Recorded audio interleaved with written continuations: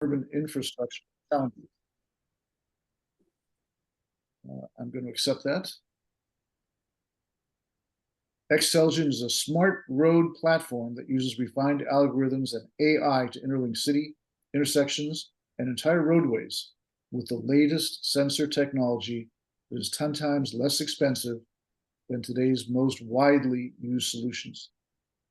Michael started his career in infrastructure development for the United Nations, and he was also an investment banker with Lazard, Ferris and Company, advising technology companies and governments on strategy, capital raises, and M&A transactions.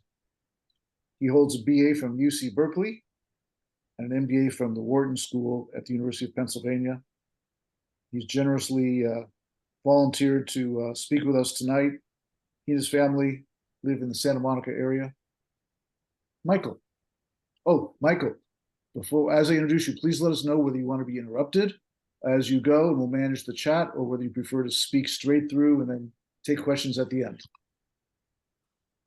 I'm happy to be interrupted. Okay, thank you. Great. So should I jump in? It's all yours, and then we'll go from now until there's some questions. Awesome. Sounds great. Well, thank you for making the time and for inviting me to speak.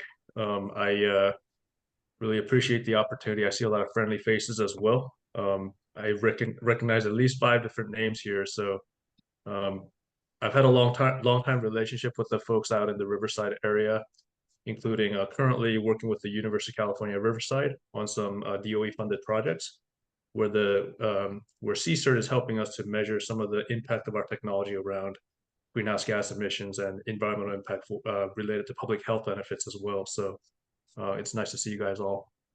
So what I'll do is I'll start out by sharing a couple slides in regards to what we do as a company. And I can, like what I said, I can answer questions as we go along. I have 2 different simple presentation decks that may be of interest. One has to do with general context setting. The second has to do with what the technology is all about, so I can do a demo even. So let's see. So yeah, Xtelligent. And I guess before I jump in, you already mentioned that I'm an urban planner originally. I have some finance experience as well. And finally, I spent time building out technology ventures like Xtelligent. I also have some experience working with the city of Los Angeles when it comes to advising them in regards to automated connected vehicles and infrastructure. And it's based on those experiences that I ended up starting Xtelligent. So Xtelligent, does someone have a comment? So yeah, Xtelligent, it's been around since 2016 timeframe. Specifically, we are, let me see if the slide moves forward here. We're a venture that's focused on public benefit. We are Delaware incorporated. We're a C Corp. However, our mission orients around using technology, some of the most cutting edge technology coming out from university research labs and national labs, and applying it into real life environments, commercializing it, given that a lot of the research often do not see the light of day. So what we're doing is we're actually shepherding these technologies and getting it out into real life environments, specifically within the cooperative ITS space.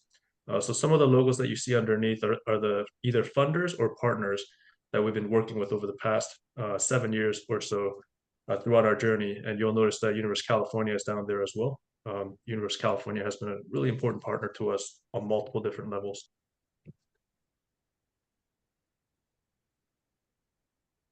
So moving forward, one of the challenges that I saw as I was give me a second, going backwards. Yeah, so generally transportation or traffic signal control is a technology that is very antiquated. About 98% of traffic signals in the United States is based on a simple timer, literally 101 years old as of this year. So whenever vehicles are operating, or for that matter, any kind of movement is happening on the roadway, the traffic signal does not adapt according to the actual movement. It's a static system in the sense that there are timing plans that change times based on, say, every 20 seconds, 30 seconds, 40 seconds or so. So it's a very antiquated, I would say, not very smart system. And that's problematic because when you have a system that is antiquated, yet transportation accounts for about 40% of all greenhouse gas emitted, and it also, has proportionate amount or a proportionate amount of that actually results in huge impact when it comes to public health as well. You know this in the Inland Empire, there's a huge challenge around air quality control. So whether it be freight movement or there's some geographical challenges as well. But public health is significantly impacted by transportation. Safety is another consideration. Economic development, economic um, I guess prosperity are some of the challenges related to having a system that is very antiquated. And what we're doing is we're enabling two different innovations. One has to do with using software as a way to connect the dots. There's a lot of data that's out there, but that data is not always being utilized. So instead of using very expensive sensors that cities are often using, like video cameras and induction loops is what they call them, we are tapping into data that's already available and aggregating them using software connectivity. And in doing so, we also employ distributed control algorithms that have been developed over the years for the US government, whether it be the DoD or the DOE, most recently with the internet. The distributed control algorithms are extremely helpful because they're scalable, extremely cost efficient, effective, cyber secure as well. So this is the second approach that we take, which is differentiated compared to the market. We've done a lot of testing over the years, and in some of the testing that we did in, say, the city of Los Angeles, we were able to show about 50% plus improvement in network capacity. Imagine you're driving through the city of LA and adding an additional lane wherever there are 2 lanes. So literally increasing the capacity by 50% can do a lot of good when it comes to things like congestion, as well as being able to have extra space for green space or dedicated lanes for bus transit, bicycles, and so forth. And we've done a lot of testing around the efficacy of improving the energy profile of cities, as well as reducing greenhouse gas emissions. And at this point, based on a lot of research that we've done at USC with UCR as well and Argonne National Laboratory, we're trending around 20% plus when it comes to reducing greenhouse gas emissions and improving energy efficiency wherever we deploy. So by simply using traffic signal control as a way to affect change in terms of how movement plays out when it comes to movement of goods and people, we can have a really meaningful impact when it comes to greenhouse gas emissions, which has been really exciting for us. Oftentimes, and today, there's a big focus towards vehicle electrification and charging stations and things like that. Obviously, that's very, very important. People often overlook the importance of actual movement in terms of how vehicles operate through our roadways, how these vehicles and other modes of transportation are managed. Traffic signal, to me, what's really interesting is that they fundamentally are the communicator and a purveyor of the ground rules of movement. And to be able to affect that has been really rewarding for us. There's some of the folks that are trusted or that we've been able to gain trust from. And currently we are focused in a couple different locations. Our list goes beyond this as well, but these are a couple case studies that represent the type of work that we do. So in Colorado, for instance, we are working with the state of Colorado as well as one of the local Denver metropolitan cities to enable better coordination of traffic signal timing, given that there are a significant amount of congestion that's been building up due to demographic shift, due to the fact that there's a tech center that's being built out just a little bit south of Denver. So we're working with the state and the city to be able to better manage traffic movement throughout that area. Down on the left, up in San Francisco Bay Area, this image comes from the Tesla manufacturing facility. We control the signals around the Tesla manufacturing facility, so we can literally affect the supply chain movement of all the freight vehicles that are servicing the factory that builds Model X's and Y's. At the bottom right, one of the DOE-funded projects that we're currently working on right now in partnership with the city of Long Beach, Port of Long Beach, as well as many other partners in the region, including the Volvo Group, Mercedes-Benz, Daimler. Ford is also supporting this project. We are connecting data from freight vehicles and using that information to affect change when it comes to signal timing, especially around the first and the last mile. Just quick glimpse into our UI. This is the city of Philadelphia. We have an ability to immediately generate 3D models of cities anywhere in the world for the most part. So if you tell me, or if we start partnering with any city, literally within seconds, we can generate a model for you. And we can start integrating data that may be open source. So for instance, here, all the greens and yellows and red, that data is coming in from open source data. And I dare say this data is probably just as good as Google, or maybe even better in areas that are less, I guess, profitable for Google. So rural areas, for instance, I dare say that this data is even better. On the left side, you'll see a menu of different types of vehicles that we can integrate, or movement types that we can integrate into our system. So emergency vehicles, transit buses, freight vehicles, and so forth. And we're doing this in a way where we can actually hold account the impact on society, such as, not only congestion, but what does it mean when it comes to energy usage, greenhouse gas emitted, and so forth. I already spoke about this briefly in the previous slide, so I'll skip over this, but multimodal cooperation is a big component of what we do. System integration, system level integration. So not just looking at transportation within the lens of individual agent that may be on the road, such as individual vehicles, but we're looking at this as a system because by looking at it as a system, we can have much more meaningful impact when it comes to tackling climate change and other issues that we have. Couple logos of folks that we've been working with over the years or have supported us, various different types of projects. And this is our team. I typically lead the strategy for the team. Caton on the right side, he's a former MIT researcher. Currently, he's a professor at USC, Viterbi School. And Richard, he is a professor at the Art Center in Pasadena. He's also an former executive with BMW Design Works and the Ford Motor Company. And Andrew on the right side, he is a former Navy veteran, or he is a Navy veteran, and he runs operations for us. And we're supported by a team with experience from various different respected companies and education institutions such as DARPA, Lockheed Martin, and so forth. So that's generally some background information in terms of what we do. I'm happy to share with you more information about the actual technology as well. So what I'll do is I'll switch over to the other slide. And in the interim, if you guys have any questions, I'm happy to answer these questions. Yeah, Michael, I have a question for you. Yeah, go ahead.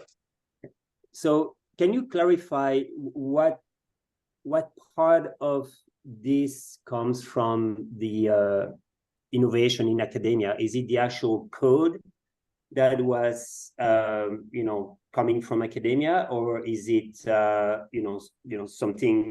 other piece that maybe I missed? I'm just interested in that transition that you had from the academia world into the real life application.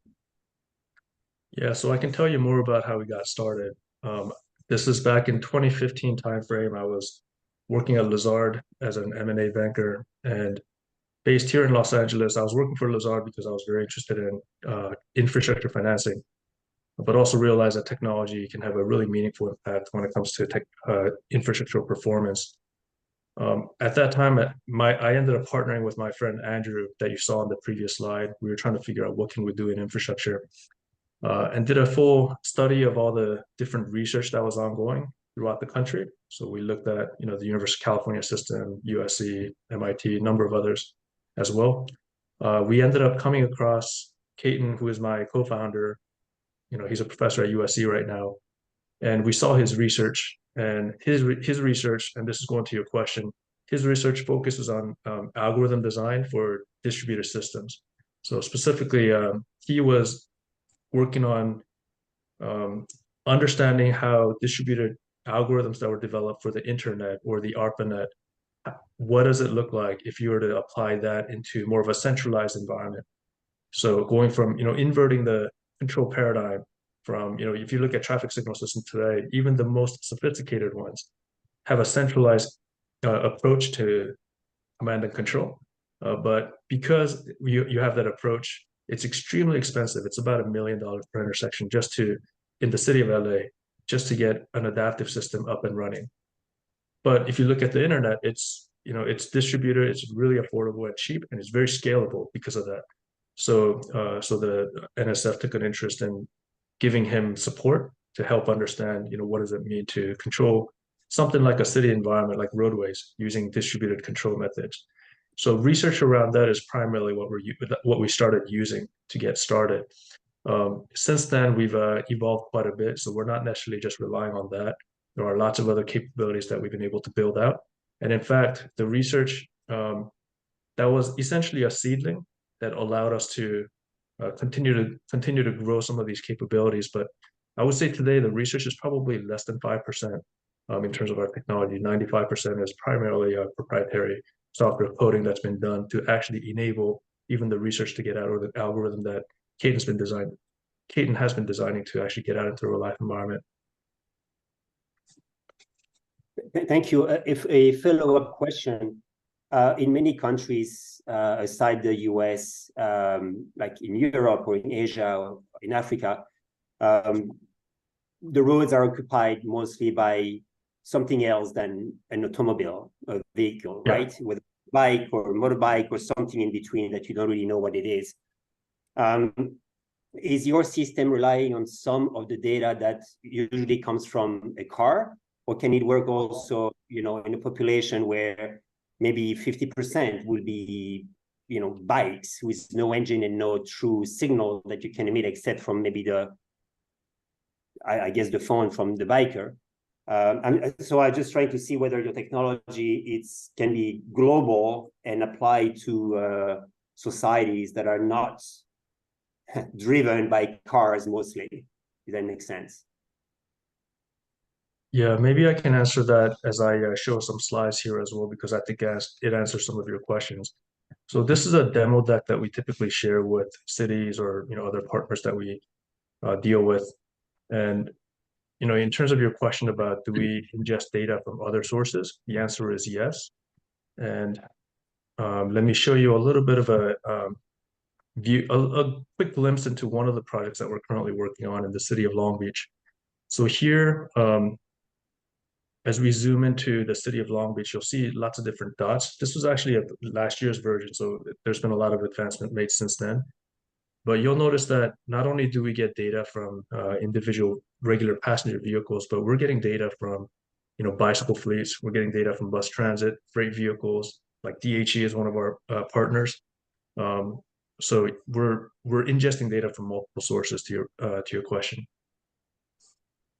There are lots of different ways to ingest data as well. So automotive OEMs, I mentioned that, actually here, this is Atlantic Avenue. We're working with Daimler on enabling connected vehicles to share data to affect signal timing changes. And here in the Port of Long Beach, we're ingesting data from the Volvo Group's partner, DHE. Pause here. But yeah, there are lots of different data types, whether it be from automotives directly.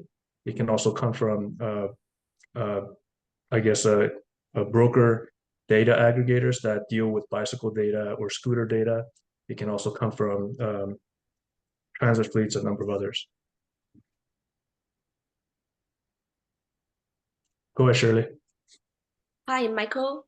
Thank you so much for sharing. And based on your sharing, I assume this is kind of resemble to S3 strategy based on the geographic thing. It's a very great team that your leadership team is, and I'm thinking about does your company consider about the chemical emissions, or okay, let me pardon again. What is your main concern for the emissions? It's about the particulates like PM 2.5 or some toxic chemical ingredients? Yeah, we're starting out with CO2 emissions and the particulates as well. So the work that we're doing with UC Riverside CSER at the moment has to do with getting vehicle trajectory data as well as infrastructure data. So the pings that are coming in from induction loops and things like that. and Mhm. feeding that information into a model that they have that measures PM 2.5. So in the latest study that we did in Long Beach, we were able to demonstrate about, I believe, about 50% reduction in PM 2.5, which is really significant and really exciting. Yes. Was for one approach. So we have to do a fuller study in terms of all the other approaches in areas where we're deploying. But we saw that at least in the area that is most congested, typically, we were able to reduce Q estimation with basically congestion buildup by about 50% and reduce PM 2.5 by about 50%, depending on which time of the day and Yes. where. Exactly. I did PM 2.5 filtration research before. I can share with you my research paper in the chat, and I sent a link about a professor from ETH, Switzerland, Professor Wang. He did a lot of good researches about air filtration, and I was willing to help anytime. And for the filtration efficiency, you said about PM, it's about 60%, and I don't know which technology it is based. If it is nanofiber membranes based, normally it can achieve to 99.99%, almost 100%, and with a pressure drop about 30 to 60 or even 70 par. We can talk more details later. I'm willing Yes, to. yes. I'd like Michael to get back to his presentation because he's wrapping up his time, Shirley. But thank you for offering that information. Thank you. Got it.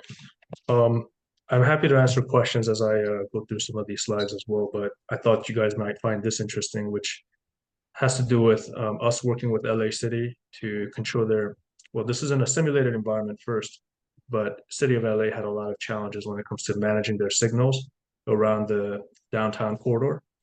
So in a grid environment, we were able to deploy or swap out in a simulated environment their control algorithm with the distributed approach, which is, again, a core component of the commercialization process, and was able to show significant improvement when it comes to resilience, reliability, efficacy, and so forth. So I'll speed it up here a little bit, but you can see meaningful improvement at a network level using a very different inverted approach to system control. So I'll skip over some of these slides. These are some of the results that we saw in Colorado. And a quick view into our UI UX, which helps basically traffic engineers to better understand where the problems are. It helps to point them almost like an assistant. It points them in direction where they have the most amount of issues. So as soon as they walk into an office, the system is guiding them towards where they should be paying attention. So increasing situational awareness, giving them control capabilities, and then lastly, accountability, whether it be very myopic traffic signal control metrics or something more related to the environment, macro metrics, and so forth. So.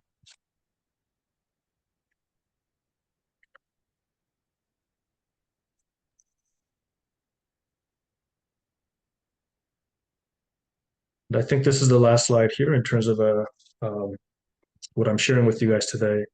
This provides an illustration of how our technology is able to juggle across multiple different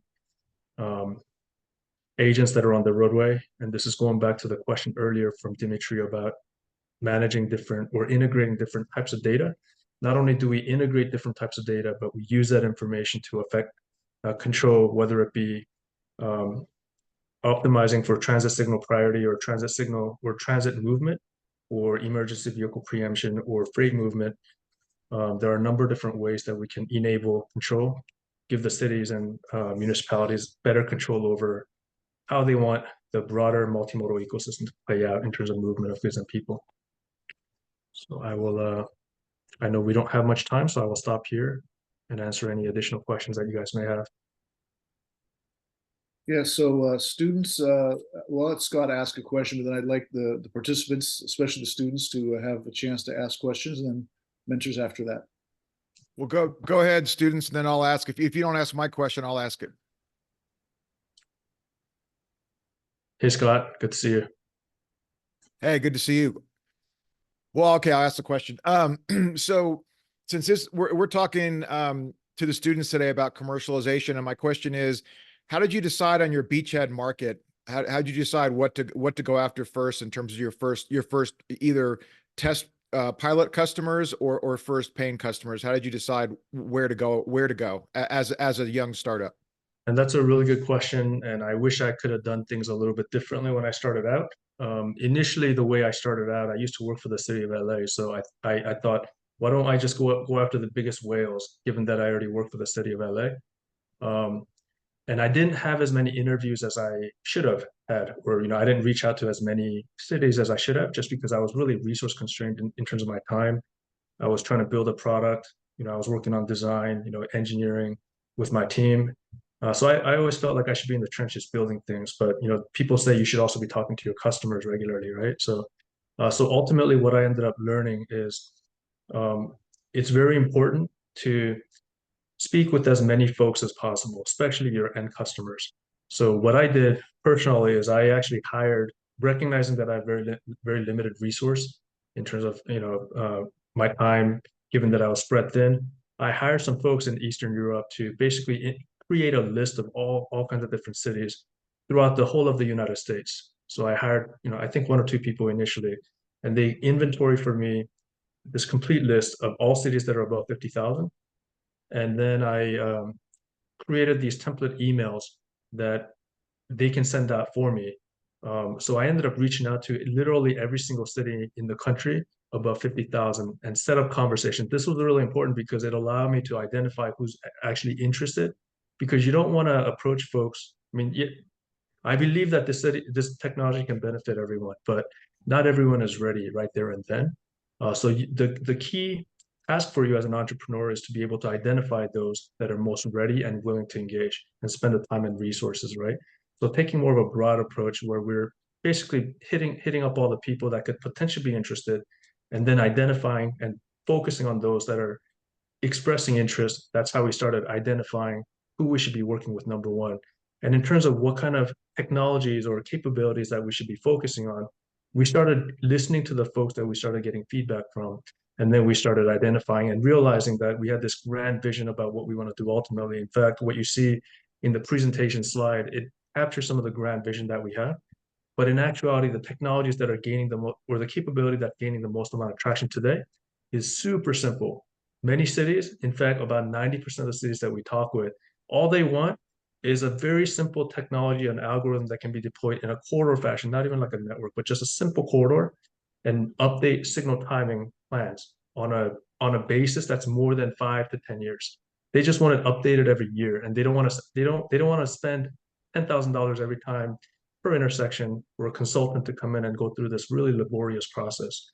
So yeah, so talk to as many customers as possible. If you have to leverage outside resources or other stakeholders within your ecosystem, that is number one priority. And then they will help you to understand where your priority should be. With that, I also recommend, I have a very good design team, fortunately. You don't necessarily have to have the best design team, but it's helpful when you have something that you can share with cities so that they can respond to it, right? Or, customers in other folks' situations. When I initially went out to cities, it was more about just the research itself. And I would tell them, hey, we have this really great research. It's shown great results in the laboratory environment. What do you think? Do you want to partner?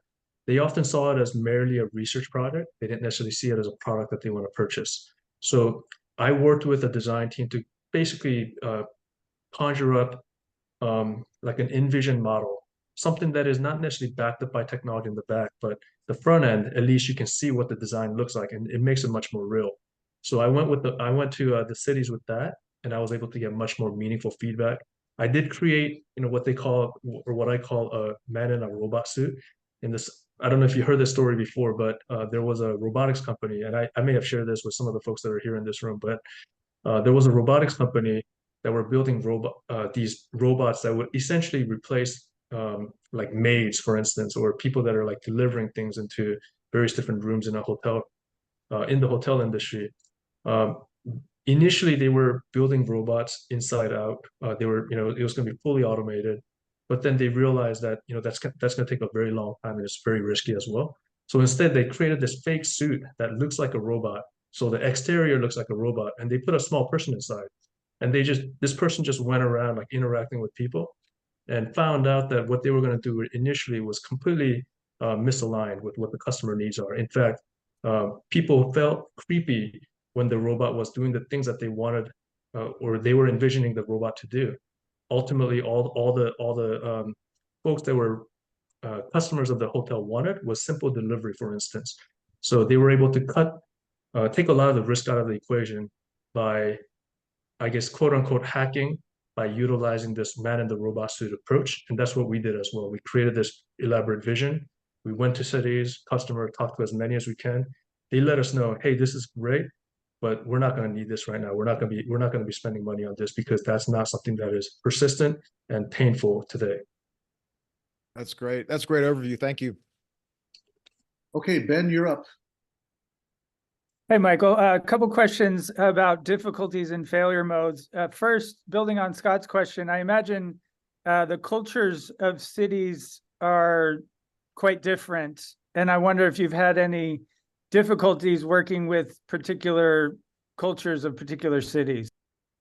Yeah, it's super difficult. And, you talk to a venture capitalist and you ask them, what do you try to avoid when it comes to investments? They say any technology selling into cities, B2G technologies, anything related to like industry that have lots of regulation, deep technology. So I basically check every single box when it comes to all the things that venture capitalists are scared of. But we did that somewhat intentionally because we also knew that that's an area where most entrepreneurs are afraid of. That's an area people are afraid to tackle, right? So, and we believe that we had specialized knowledge that can be helpful. For instance, I used to work for the city and I helped refine the procurement process for the city of LA. So I knew that there are ways to get around the challenges that a typical company would face. But yes, it's absolutely difficult. It could be very challenging to go through, outlast the procurement cycle. Even today for us, it's very difficult for us to continue to survive and thrive when you know that every procurement cycle can be extremely long.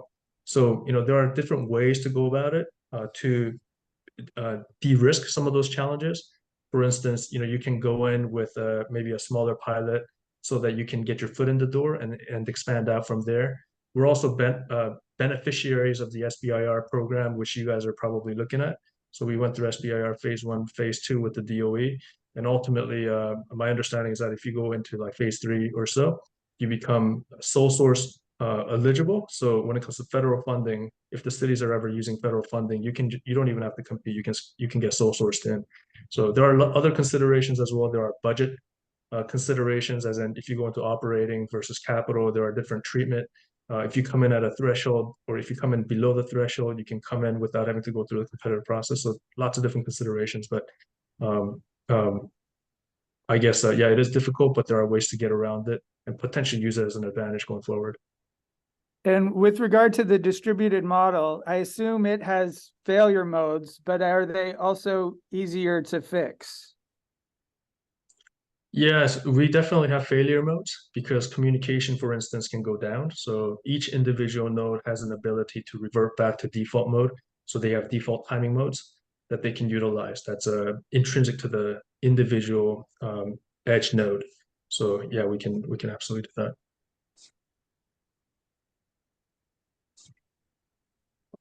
Thanks. Thank you. Wonderful gift and sharing all your insights. I haven't yet heard an entrepreneur say, I did everything perfectly. I wish I'd done more of, and thanks for that honesty. And I think all the people listening here should hear that you're going to do things and you're going to go, I wish I'd done something else, but that journey is part of what makes you a phenomenal entrepreneur. So that's my preaching stuff. So thanks for sharing. I want to know a bit about the price journey. Like, how did you know how to price your product? How did that unfold? Where are you at today? It's a biggest issue for startups. And, do you think you're leaving money on the table today? And do you have a strategy, and where are you going with it? Yeah, absolutely. And by the way, SBDC was one of our, got a lot of help from you guys many years back when we were getting started out. So appreciate you guys for doing that. And I wouldn't necessarily say I'm a phenomenal entrepreneur. I'm still early on my journey. So, and there's still like, we're still trying to figure out whether we're going to be every day's a journey, like a hurdle, right? So we're still going through that process. So we'll see what happens in the coming 10, 20 years. But in terms of the pricing journey, that is still a work in progress, I would say. Because we're a deep tech company, we actually have to spend a lot of time upfront to figure out the technology first. And also going back to what Ben said earlier, the city market is extremely risk averse in the sense that when you first approach a city, literally many of the cities have a checklist which says, have you already deployed in 10 plus other cities? If not, then you can't even engage in a conversation with them. So it's a bit of a catch-22 type of situation where if you're a new entrepreneur trying to address the city market or infrastructure market, you can't even get in the game because you can't have 20 deployments without actually getting access to at least one city, right? So what we had to do in the early stages to gain or to get to that number where cities feel comfortable, we actually even gave the technology to the cities, I guess from their perspective, free by getting federal funding, federal backing. So we would sometimes approach them saying, hey, we have this amazing technology. We believe it's going to help you quite a bit. Recognizing that you may not have the budget to engage in these kind of technologies. Why don't we partner together and secure federal funding so that we can work on this project together? So that's how we got our first couple customers. And the federal folks, fortunately, were willing to basically fund it. It took us a couple tries, but again, SBIR1 for DOE, SBIR2. We got DOE VTO research funding the last couple of years, which continues to help us all the way until 2024. So yeah, that's one way that you can go about it in the early stages. In terms of pricing, as we go forward, again, talking to a lot of different cities, I would actually I would go to cities. Last week I was up in Lancaster. I was sitting with trying to break bread with city engineers there. You can get a lot of information about what the competitive landscape looks like. And you can use that as another data point to figure out exactly where you should be pricing yourself. I know exactly what the price point is for every single one of my competitors. So I know what their value looks like, and then I try to price according to what we think, where we think we should be valued. And then tertiarily, we're also thinking about how do we propagate our technology, right? It's not just about maximal profitability every single intersection, but rather, how do we, given that we're an early stage company still, how do we get our technology out so that we can continue to build momentum? So we sometimes go into projects at a discount compared to some of the other folks because we believe that we can outshine them once we're in, and then we can propagate from there on. So that was the strategy that we took. Thank you. Appreciate it. Thank you. Very good. Any other questions? If not, I'm going to ask a question. Well, Michael, I want to say you went above and beyond in terms of your presentation tonight. You were not only great, but efficient with the time. And that's something I really appreciate. Our class is called Climate INNOVAR, which is about climate innovation. And so we're looking for technological solutions that are about prevention or amelioration or sustainability. And your business is right in that sweet spot. And so, we really appreciate that. And you just answered the second question, which I always like to ask, which is, can you make money while you're also helping to create a better environment? And you just, hit that question out of the park as well, without even having to ask it. So I want to thank you for that. And so maybe if you could just tell us a story about like why you did this in the first place, because I know you spent a lot of time on the technology and on the solution, but was there anything in your either urban planning background or just your sense as a human being and seeing what's going on this planet that is behind, like the story behind what you're doing, if you'd like to share that, if there is such a thing? Yeah, I think fundamentally I was seeking honorable work. For instance, when I was in finance, for instance, I was I was working for a pretty prestigious firm and working on large M&A deals, which were oftentimes on like Wall Street Journal and The Economist and a number of other well-reputed media platforms, but I never really felt like I was doing work that was having meaningful impact in our society. So, and I think fundamentally in my heart, having started my career as an urban planner, I think urban planners are often idealistic, and we think of like this utopic, beautiful future and things like that. That's part of who I am. So it was very difficult for me to align what I was doing most recently before I became an entrepreneur with my sense of purpose and my hopes and desires. So I knew when I was in the UN, I really enjoyed that work. I knew when I went to business school that I was going there for a specific reason, which was to gain the skill set that I needed, so that I can ultimately do something that is aligned with my belief system and the worldview and things like that. So ultimately, after having gained the skill set that I thought I needed to get when I was in investment banking, I left to start this company, for the reasons that I stated. But it's been a really tough journey, completely honest. 8 years of a really difficult um, journey of overcoming challenges. The first year and a half, 2 years, we had no funding, so I had to pick up a side job. That's why I was working for the city of LA, because I was trying to figure out a way to pay for my bills while I continue to build this company. Fortunately, I was able to get this fellowship, which actually aligned really well with what I was trying to do. I was actually doing deep customer research, but they were paying me for it. So, but it was really difficult, and every day it's right now one of the key challenges for me is there are lots of different things happening all at the same time. How do I best manage the situation? We have engineering team that is constantly doing things. We have a design team is coming out with new design. And then we have the business development team that's constantly pinging me, putting events on my calendar with meetings with different cities. And then we have all these opportunities that are coming down the pipeline from the infrastructure reduction IRA, is it infrastructure funding? So we're trying to address that as well. So now the challenge is, how do I continue to juggle this while maintaining my team under budget, because you can also kind of sprawl out and lose control.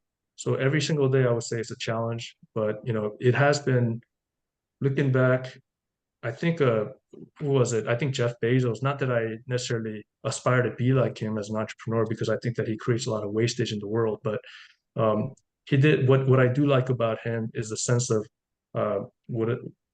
he called it regret minimization framework. Doing work that minimizes regret when you're on your deathbed. And I think that's one of the frameworks that I utilize when I make decisions when it comes to my career and what I work on a day-to-day basis. That's a wonderful answer, Michael. And I sort of feel like those of us at UCR who've been here for a while, we can relate to this. I think we're kindred spirits.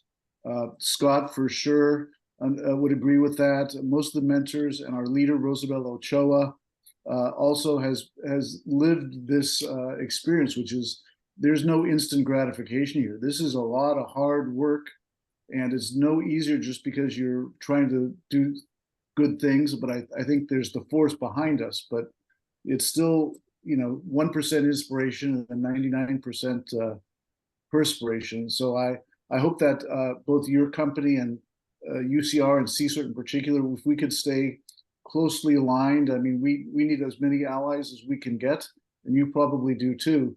So the fact that you're getting some help from us and we could be helping you, I think is a great thing if we could be co-promoting each other's work, and we're happy to do so for you, and hopefully you feel the same way. Yeah, absolutely. I'm a big fanboy of UC Riverside. Thank you. Shirley, did you want to have the last word? Oh yeah, Michael, I can totally feel your struggle. Because I'm also an engineering background, and I went to UCR for MBA program. I want to combine my technology engineering, and my MBA together to help transfer the technology. And before I came here, I worked as a program manager in Qingdao University, in a research institute, and I worked with different industry companies and helped them to transfer technology into into a more better level and do some strategical marketing things. So I think it's really, really tough to transfer a technology into an industry. That's a huge journey, but you have the courage to do that. And lastly, I invited my previous director and supervisor, Professor Ning, to join us this Thursday for a guest speaker event for my club. And Ross, Reina, and a lot of our AGSM students, we are members in that club. And the club name is Network Hunter in Global Business. Of course, I have a background in China. I know Chinese entrepreneurship. I know Chinese industries, and I want to combine a global network. So, and before I even, okay, to be honest, if not due to the pandemic, I was about to get my PhD in Australia this June, but now I'm in MBA program. I will graduate next year. So life is joyful. Let's keep exploring. As you guys can see, my language is still limited, but I will be better in this country. I'm also on F1 with a student, so a lot of challenges too, but let's keep, life is promising. Thank you for that, Shirley. Look what you've done, Michael. You're an inspiration. So thank you again very much. We really appreciate your time, and you obviously care a lot and are passionate about what you do and about taking care of our planet.